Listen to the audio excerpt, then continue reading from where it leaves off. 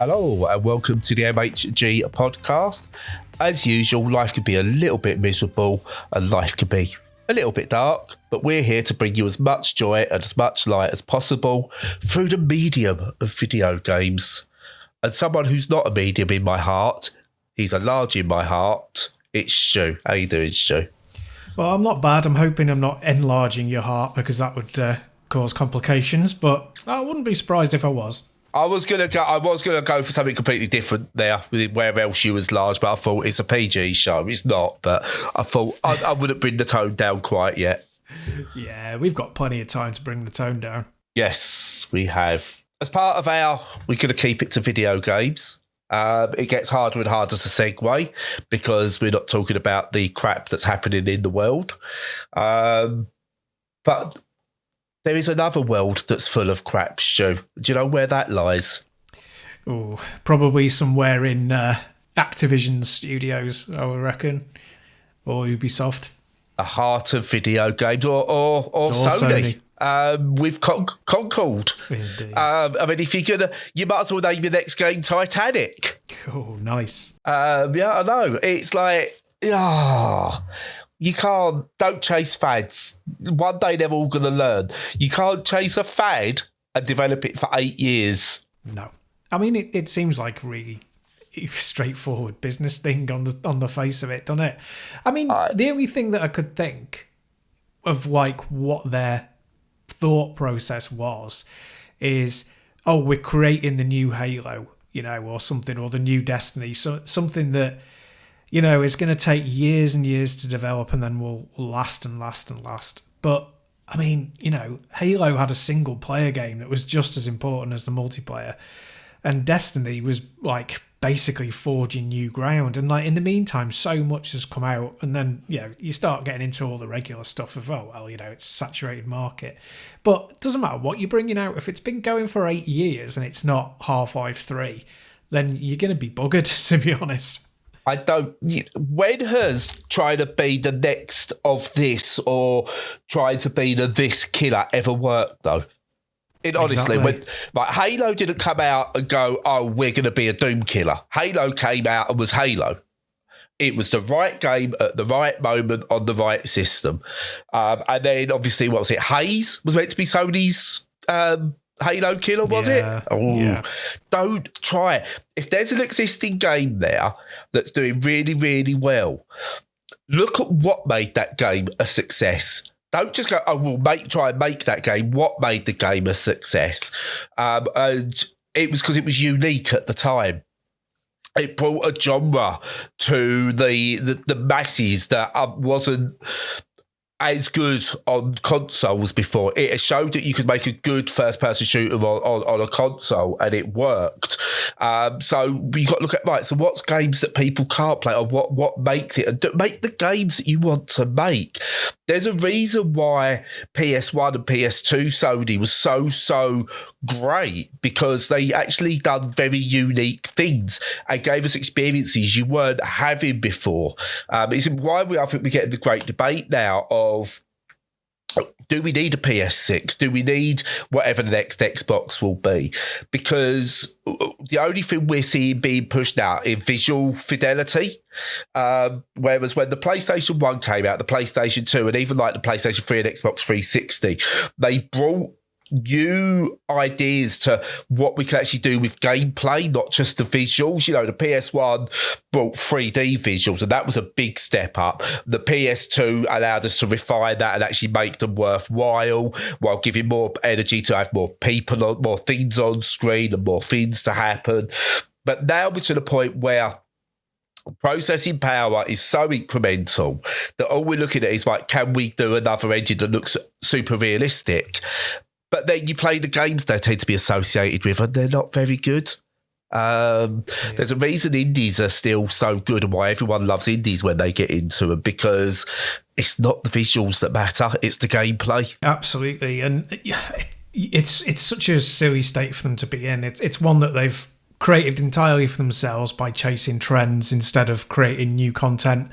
And in terms of the future of the console, sort of publishers and we're talking Sony and Microsoft, they're in a lot of trouble, I think, and they're stuck now of how do we generate this revenue? We feel like we've got to make AAA games, but AAA games take 5 years to make now, and it's like, how can you do that? How can you make sure you're hitting the right market at the right time when you wait?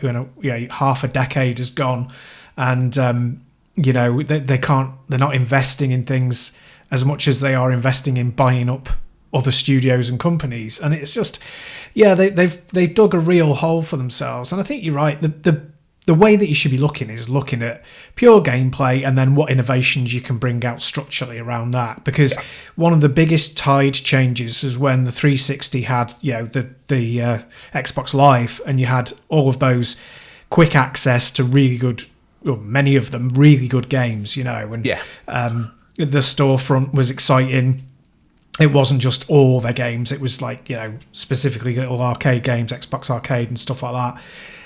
You can't just do that again, but you can do something similar to that, and you can, that's what they need to be looking at, but they're not. And I think Sony tried and missed a trick in the two innovations they've had, which is the Portal, so that you can play it on play your PS5 on a handheld, and the PSVR 2.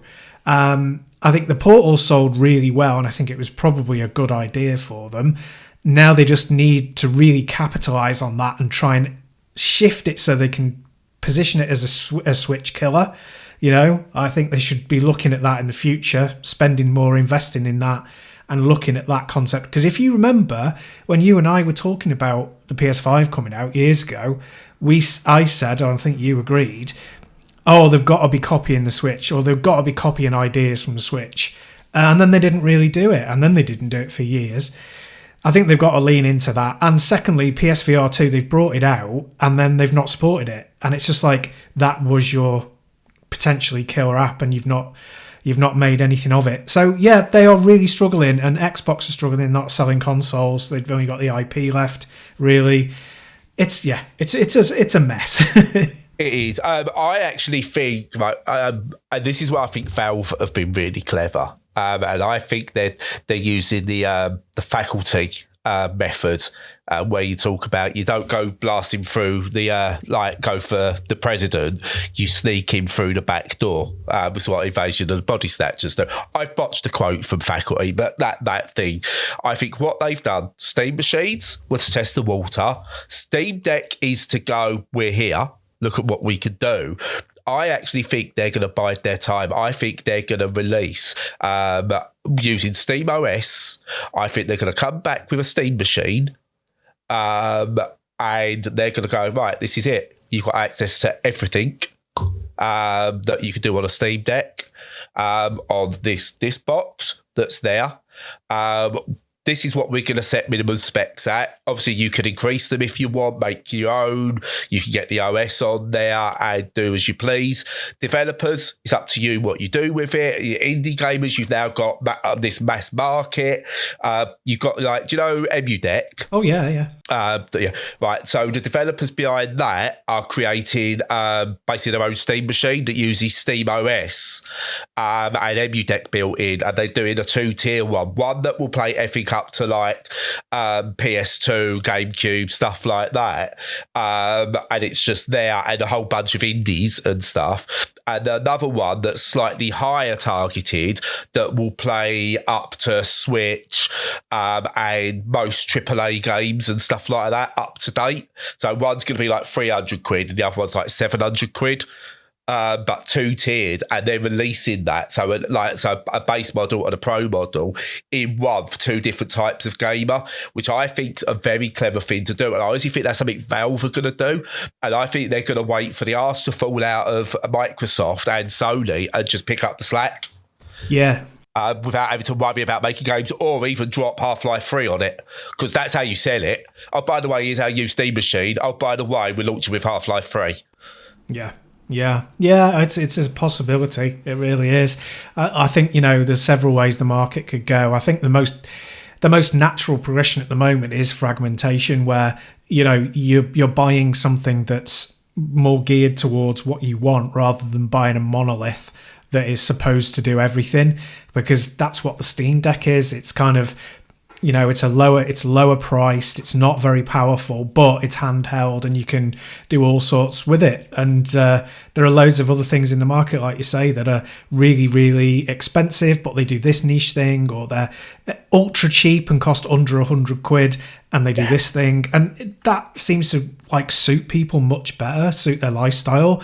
And it's how you consume content, isn't it? It's like you can play games through Netflix, you can play the latest games on a PC, or you can just get a Steam Deck and do daft little stuff, or you can have an emulation machine. And it's just, you can't help but think that the market's fragmenting in that way, and the only people that you feel secure in really are Nintendo, because they always seem to have the right balance of innovation and stasis.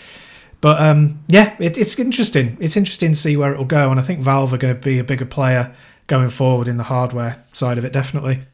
And talking of basically the hardware side of stuff, and games that, you would think might not work well on a Steam Deck because it's a lower powered device these days already. But it shows where I think things are going, that people are targeting trying to get it working on these things. 2 games I've been playing this last week or so, couple of weeks. The first one is called Deathbound, which is a Soulslike. It's a Soulslike. He's pretty much all I can say about it.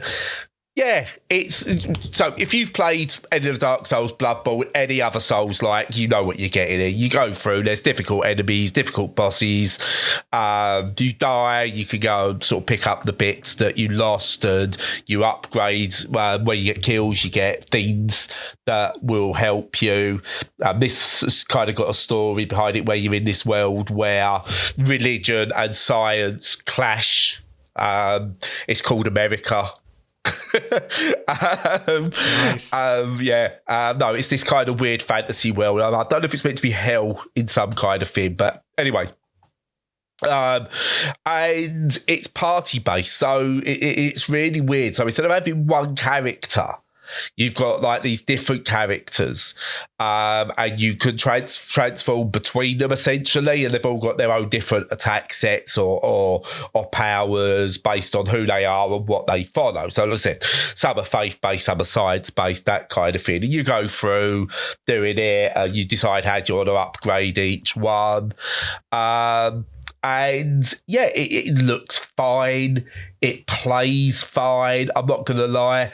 I think the story's a bit bobbins, because I think most stories in these sort of games are. I think even if you went deep into the lore of Dark Souls, I think the story's a bit bobbins, and a bit dumb. It's I went through it, and I've played a good number of hours of it, and the skill sets, I think you get the morphing between characters, it's cool. But at the end of the day, it's still another Souls-like, and I'm playing it and I'm enjoying it. But I'm not going, oh my god, yeah, this is the next big Souls-like. It's just another Souls-like. And you can tell it's tried to add another hook, and it's not failed, but I wouldn't say it's overly succeeded ever. The enemies are fairly generic on the whole. The settings are interesting because you kind of got these modern world settings mixed with gothic type settings. And one of them, it looks like you're going through a hospital or an office block or something that's been sort of demonized, or, something's happened to it. But another part, it looks like you're walking through the depths of a hellscape, and so on. So the settings are interesting, if a bit nonsensical ish, as to why they're there. It's all right. It's a tough one to really I played it. I don't think I played it for about 3 days before going in, and before coming to record this, I dropped it 3 days ago, and I really had to go and look up what the game had to it, because I think it's just another one. And I think that's the thing with Souls-likes at the moment. We've got to a stage where it's just another one. Yeah, exactly. I don't sort of connect with them I appreciate them, but I don't connect with them at all. I've tried several times and I just don't enjoy them. But I can see the market, it's reached saturation point with these things, hasn't it, really, just like anything. And I'll go back to my old standby of the 16-bit era when the action platformers were all the rage and every single game released was an action platformer. Yeah. And it's... We laugh, we make a joke about, roguelike deck builders, but that's really pretty much only the indie market where it's starting to get saturated. But, Soulslikes, they're crossing over AAA and the indie space and they're filling up. So, yeah, time for them to step away and do something new, I think. Even if this is just kind of average, it's time for a new zeitgeist. The only one I've played over the past couple of years where I've gone, is this actually better than what it's based on? And no, it isn't. When I really think about it, is Lies of P, which went for the Bloodborne model rather than the Dark Souls model for a start, and I think it nailed it. It's one of those where, for me, Lies of P is the unofficial sequel to Bloodborne. And it does, and it works because we've got Bloodborne and then you've got Lies of P. And those two feel like they could be part of the same thing, but without just being direct clones, whereas all the others are just in the wash of, I've played this before, it's another one. Yeah. Not bad, but not something I could go, oh my God, you've got to go out and play this. Yeah. I mean, I could go on about Soulslikes for forever. But in terms of why their structure is not conducive to being replicated in lots and lots of games, and it's very close to the argument about roguelikes as well, in that the one-line summary is it's a very specific type of game, and you have to construct the game so well to make proper use of that idea. But yeah, it sounds like it's another competent but uninspired kind of game, really. Yeah, definitely. But moving on to another game that has been years in the making is Warhammer 40,000 Space Marine 2. Ooh. 13 years in the making. Now, obviously, they've not been making it for 13 years, but Space Marine originally came out on the Xbox 360 era in 2011, Stu. Crazy. And I remember everyone going, oh, God, even Warhammer have gone down the generic brown, like white marine thing. And then I think people played it and went, oh, it's actually really good. A kind of Gears of War-esque thing in the Warhammer world, which worked really well. And I'm pleased to say that I've had access to this for a couple of weeks. Got review code for it. And yeah, tell you what, it's 13 years in the making and it's worth the wait. That's the main takeaway from this. Excellent. It is a really good sequel to a really good game. Now, what I will say, I don't know if this is rose-tinted specs or anything like that. I think I still prefer the original. But at the same time, I've not played the original for about 9 years. So, yeah, again, I could just be me going fondly remembering it, not actually how it is. So I will go back to it and play it and maybe confirm down the line. But it's essentially a lot of the same. You go in, you're a big Space Marine brew, and there's hordes and hordes of enemies, and you get your weapons and everything, and you got to take them down and progress through a campaign. You get loads of different abilities that you can use, some really cool weaponry that you can use. Visually, it's very grimy in a really good way. It's got this feel of caricatureness to it, but it feels like you're like a camera that's right down into a Warhammer playset. Like there's that the characters look like they could be their models. They're not got like a sheen to them, but they don't look like almost like they've gone realistic. They look like there's someone's hand painted them in a way. They look like the models and someone zoomed right into the diorama and it's come to life. And sort of like early on, you get these bits there where you get hordes and hordes of these little, I would say, imagine a mix of the creatures from Alien and like a mix of like mini xenomorphs and Starship Troopers. Starship Troopers, is that what's it called? Yeah. My mind's called. Yeah. And the insect type, like the bugs from there, kind of mixed up, made smaller, and you get hordes of them coming at you, and they're fairly easy to take down, but the hordes can overwhelm you. Then there's bigger bosses and even bigger bosses. The mission structures are a lot of go here, do this, kill this, open this, do this, guide this, all that kind of thing that's in there. But what it is really, really good, it's just intense, it's fun. It's kind of like it's semi Gears of War and semi, not Musu, because you're not like hacking and slashing at loads and loads of like enemies that are like your equal away, but there's just so many enemies that you can just go at them with a chainsaw and things like that. So it's not quite Musu, but the horde mechanic of everything coming to you, it's just go, go, go, go, go all the time. I said it's dark and it's dank and it's gothic, and some of the weapons you get as you go further are just really, really good. The campaign is designed around co-op, but I haven't played this in co-op.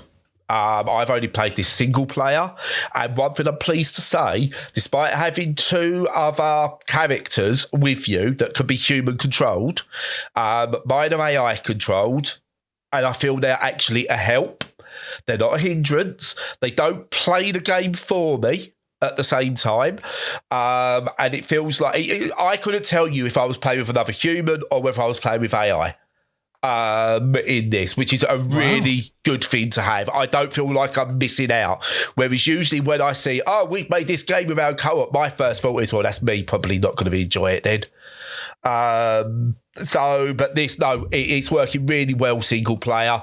I don't feel I'm missing out. I don't know whether it's got like dynamic difficulty based on that or not.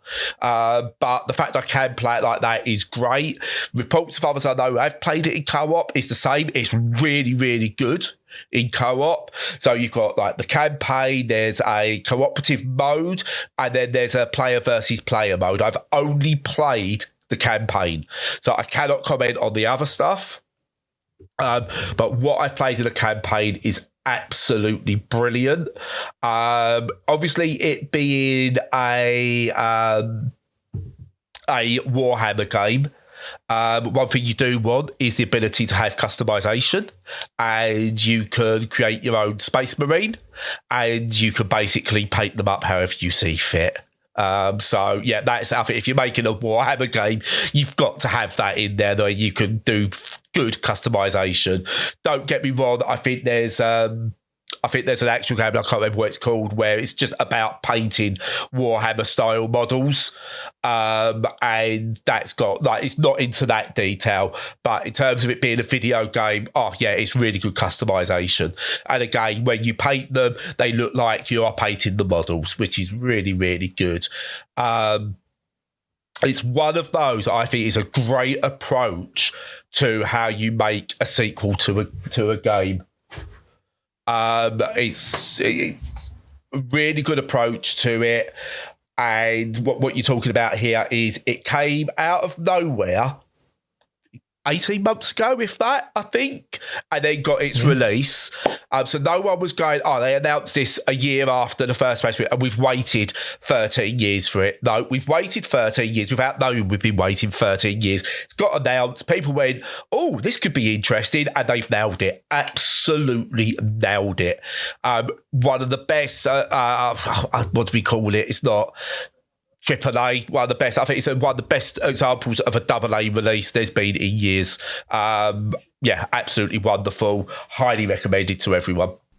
That's great news. Yeah, it's one of those that it feels like the reputation of it has grown, of the original, grown over and over the years. You know, it's just like more and more people kind of went, yeah, that was really good, and it feels like the right time for it to slide into the people's DMs now and be back in the game.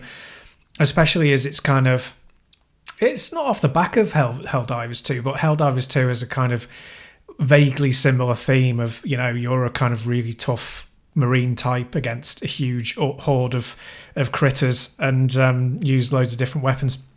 And it's a good timing for it, and also it's good, solid proof that you need not basic arcade games, but fairly sophisticated arcade style games at the moment, especially in the sort of AA or AAA market, because there aren't very, very many of them around. And with Black Myth Wukong coming out and that being a Souls-like again, and that's a disappointment for me.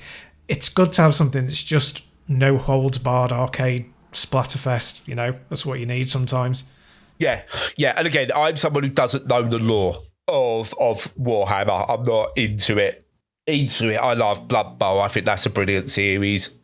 I like Space Marine, and I what was that one that was like the Boomer Shooter? That was really good as well. That was Warhammer, wasn't it? Yes, it was, yeah. Yes, can't remember what it was called, though. So I like some of the stuff they do. I'm just not big into the lore. And the actual Warhammer tabletop stuff scares the bejesus out of me. I'm not going to lie. But yeah, this is brilliant. This is a great entry point for people. It's the Gears of War that we've been waiting for. It's definitely better than Gears 5, or whatever the latest Gears was. So, yeah, no, all good. All good in the hood. Great. Yeah, I'm definitely buying it. I'm not buying it immediately because I've still got Astrobot to drop, and I've spent enough money on that. But yeah, I'll be getting this maybe for Christmas. Might be one of those type of games. It's definitely one of those. For me, I probably wouldn't have bought it until it was in a sale, and I was lucky enough, I say, to get a review code for it. But I'm so glad I got on this. And now I think what we'll do, if you do pick it up around Christmas, I'm going to finish the campaign, I'm going to sit on it, and then when you get it, we'll try some of the co-op stuff and maybe report back. Yeah, definitely. But yeah, no, really, really good, and it's great to see again. Focus and Sabre, like they're AA, aren't they? I think you'd say Sabre Interactive for the developer and Focus for publisher are definitely AA rather than AAA. I think that's fair. Yeah. And yeah, I think these are now starting to really pick up the slack on what the AAA are dropping. So yeah, Microsoft haven't released anything really good for what feels like an age now, and even sort of like stuff they are working with, like Bethesda, like they messed up the Doom stuff where they allowed the WADs to be uploaded without credit, and that's a mess. Someone reported Thatcher's tech base, and that's had to be taken down despite not actually moderating what goes on that store. They decided, the Thatcher lampooning WAD is too far. So yeah, that's all a mess. Concord's a mess, Sony's a mess, Microsoft's a mess, Activision are a mess, Ubisoft are a mess. And they dominate the news wires, but you scratch that surface, and yeah, big tough Space Marine game is absolutely outstanding. The indies are outstanding. It is good. When you look beyond the crap, there's a lot of good.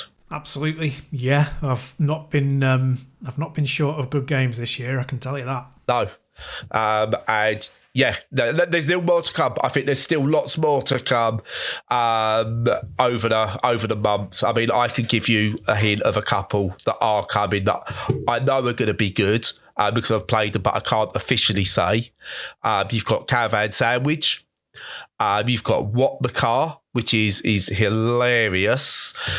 Demon Loop, which you probably won't like, because it's a not your sort of game. Just coming next week. Mexico 1921, which is a narrative thing. Copycat's a narrative thing. So there's loads of like really cool games. Caravan Sandwich, I think, is going to be a big sleeper hit. And that's just the stuff that's in the next couple of weeks. There's the stuff that's still not got due to come out for another couple of months that looks really, really exciting as well. So yeah, it might be all doom and gloom in the big boys market. But down here in little people's fun zone, it's exactly that. It's fun, Stu. It certainly is. There is one big release that I'm really looking forward to, and it wasn't on my radar until I saw a bit more gameplay, and that's the new Zelda game, which actually looks really good fun. What, your woke Zelda game where you play as the woman? I know, it's disgraceful. Yeah, I won't say any. It's great because you can't even go, God, it's not called The Legend of Zelda, is it? Oh, hang on. Yes, it is. I bet next time they make her black. Yeah, I wish they would, but there you go. I mean, you can't change a made-up character's racial history, Stu. Woke rubbish. Crazy. But yeah, I'm looking forward to that one. That might be another Christmas one, but yeah, there's some good stuff. Some really good stuff coming out. Awesome. But yeah, that's that. This is going to be short. Is it short? Have we kept it short? Half an hour. Yeah. Short enough. There we go. We kept it short. Stu's got to work because got to have a real job because this doesn't pay the bills. Not fair, is it? No. So Patreon, come on. We are the best underpaid. Do it all for free. Don't take any advertising money. Podcast out there.